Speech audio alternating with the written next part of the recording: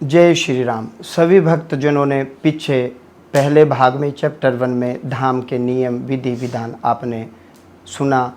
आइए अब हम बात करते हैं दरख्वास्त, रपट। भौतिक जगत में कोई भी लड़ाई झगड़ा होता है, कोई विषय होता है, वाद विवाद होता है, तो मनुष्य कहाँ जाता है? रपट या दरख्वास्त कहाँ लगाई जाती है? थाने में।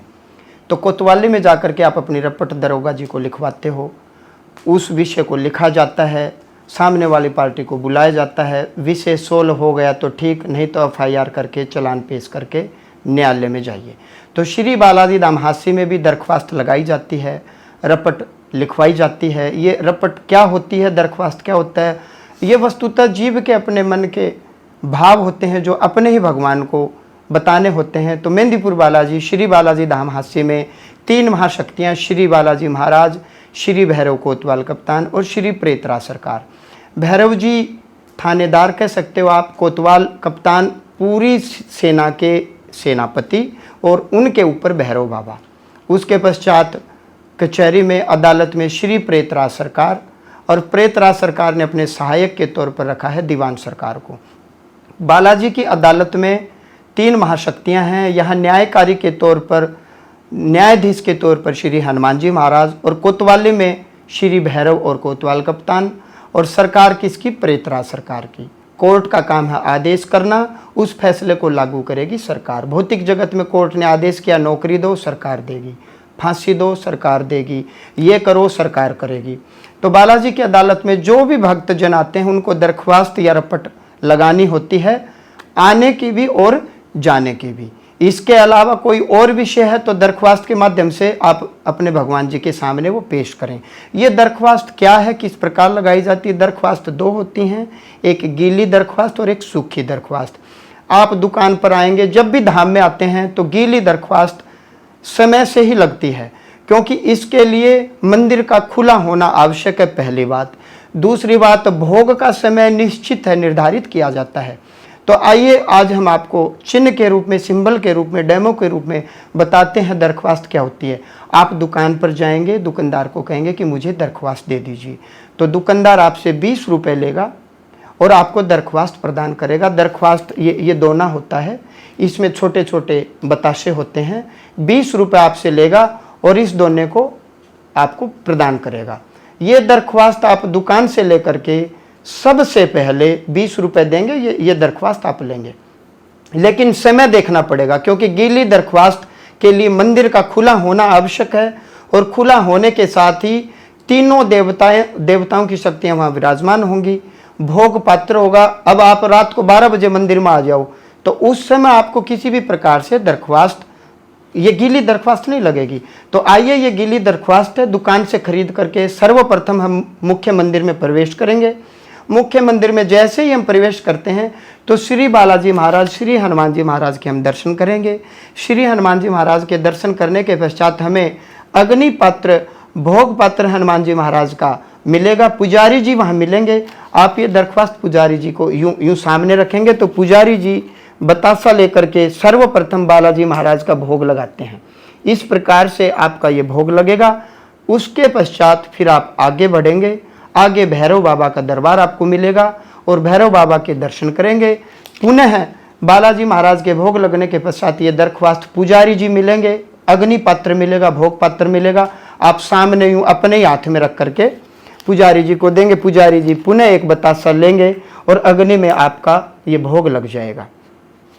उसके पश्चात आप आगे बढ़ेंगे, आगे आपको श्री प्रेतराज सरकार का दरबार मिलेगा। श्री प्रेतराज सरकार के दर्शन करेंगे और पुजारी जी वहाँ भोग पात्र और अग्नि पात्र के साथ मिलेंगे। आप पुनः पुजारी जी के सन्मुख ये दोना आप बढ़ाएंगे और इस प्रकार से पुजारी जी बतासे का भोग आपको लगाएंगे। अब तीनों देवताओं ने अपना अपना भोग लगा लिया है। पहले बालाजी महाराज, उसके पश्चात भैरव बाबा, उसके पश्चात श्री प्रेतराज सरकार। अब आप मंदिर के पीछे जाइए, 2 बताशे निकालिए और सर्वप्रथम दरबार में महिला है तो मैं आ गई, पुरुष है तो मैं आ गया। इस प्रकार आने की दरख्वास्त लगाई जाती है। 2 बतासे निकाल के बाकी जो ये दोना है, घड़ी की सुई की दिशा में 21 बार आप अपने सिर से घुमाइए और इसको पीछे डाल दीजिए, पक्षियों के लिए और जानवरों के लिए। और ये 2 बतासे आपको खाने होते हैं। ये आने की आपकी विधिवत गीली दरख्वास्त लग चुकी है।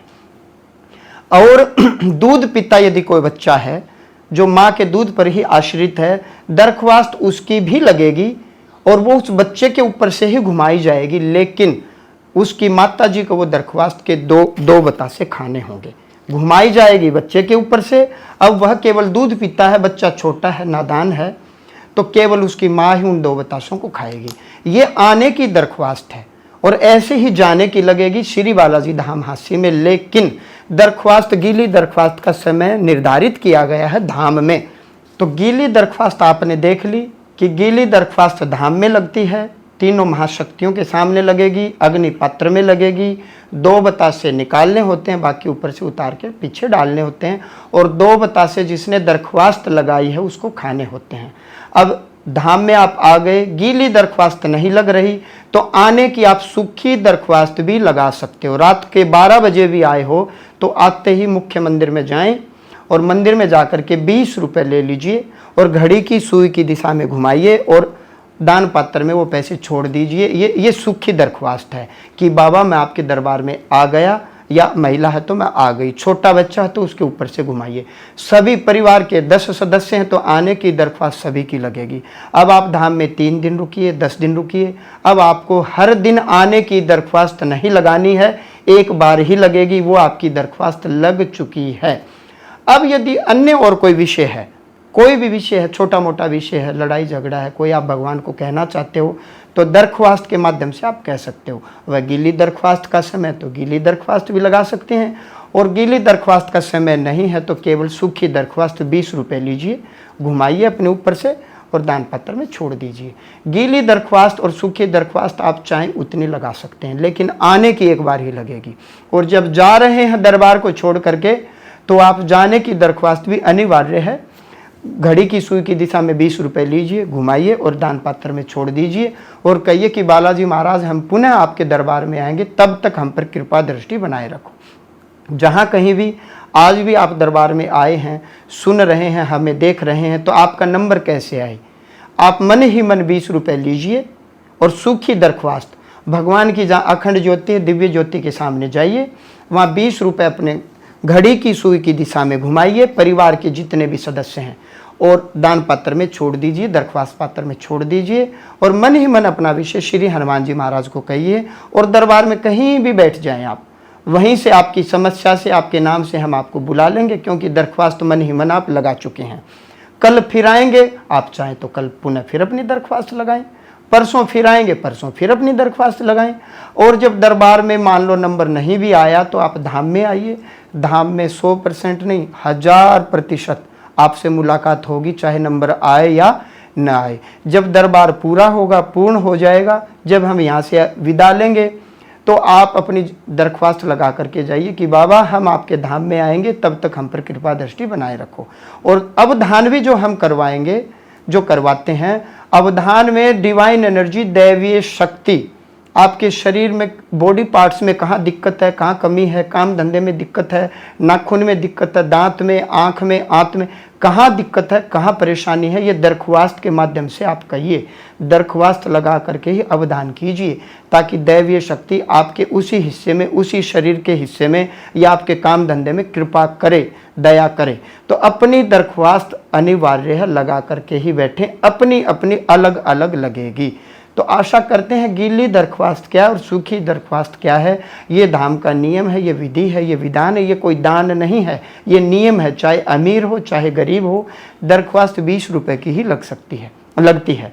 अब यदि कोई कहे कि मेरे पास 20 रुपए खुले नहीं हैं, अब मैं चेंज करवाने के लिए, खुले पैसे लेने के लिए कहाँ जाऊँगा, ऐसी परिस्थिति में मान लो 100 रुपये हैं, 5 दरख्वास्त लगा दीजिए 20-20 रुपए की मन ही मन। या आप यूँ मान लीजिए दरख्वास्त 20 रुपए की, बाकी रुपए जो आपने चढ़ाए वो मंदिर निर्माण में, धाम में कहीं काम आ जाएंगे, ऐसा कोई नियम नहीं, लेकिन दरख्वास्त 20 रुपए की ही लगती है। अब पैसे खुले हैं नहीं, पैसे खुले करवाने कहीं जाओगे तब तक ये दरबार पूर्ण हो जाएगा, हम दरबार से उठ लेंगे, फिर नंबर आए ना आए। तो आशा करते हैं ये दरख्वास्त और रपट आपकी समझ में आई होगी। इसके पश्चात अर्जी क्या है ये अगले चैप्टर में हम आपको बताएंगे। जय श्री राम।